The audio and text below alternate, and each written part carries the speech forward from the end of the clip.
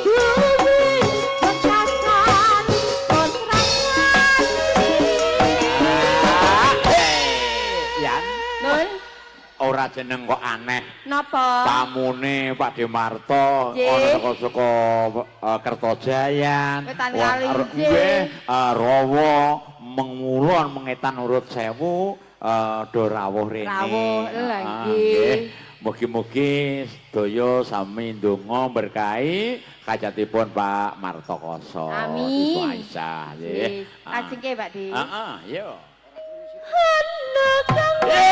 Ya.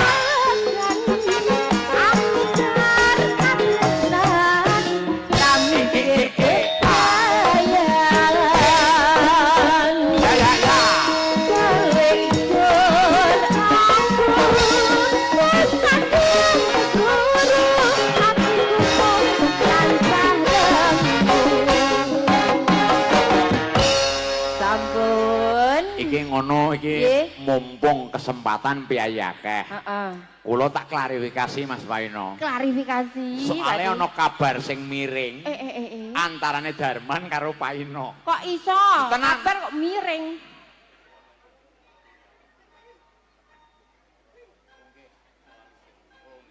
Oh, nggih. Niki klarifikasi. Ra ana kabar aku wis krungu. Pripun? Nek wektu iki Paino karo Darman selek utawa konflik. Ning wejane ora ana. Ora ana ming pinuju Ngesti Budaya nampa. Aku wis nampa. Yo ora iso nderekke. Kuwi asline. Asline lek ngoten ki mboten, Pak. Nek piyayine iki wis ning panggung ki yo wis suwe asline. Engko sik Pak De. Asline bapak niku kan nggih rada ndongkol kadang. Dilala nek pas Ngesti Budaya niku pentas, kok ya aku nderek Pak De Darman. Lah ya kuwi digenahke. Ora iki Darman karo Paino gesek ora ono. Lah kula matur aduh lha mun nderek Pak De Darman nggih. Ning nyatane iki aku yo sowan rene. Besok tanggal pira meneh Oktober yo melu. Angger selo melu. Angger selo kula nusul Pak De nusul. Nggih, nggih. Karang piyayake engko ndak sing ora demen iki Darman karo Mas Paino. Ora tau bareng. Mas Paino wis pirsa rejeki wae ana sing ngeduk. Alhamdulillah dilalah pokoke diparingi rejeki kabeh, Pak De diparingi rejeki, Pak Paino diparingi rejeki. Campur sari gumbyak ngene iki. Iki pokoke wong hajatan. Anyar kaya ngene. Anyar. Wong hajatan ya. Nek ora nimbali Ngesti Budaya rugi. Rugi. Nek ora nimbali rugi sing rugi Mas Paino maksudnya. Ora kok Ngesti Budaya. Sing rugi ora kok ngerti sing nanggap ora. Sing nanggap bebas. Bebas kagungan duit kok. Kowe ngono. Monggo. Nggih Binara. Saking para lenggah menika pamundutan saking mbae sing disunati ngersake lali janjine kalian Gubuk Asmara. Nah saiki tak ngaturi Mbak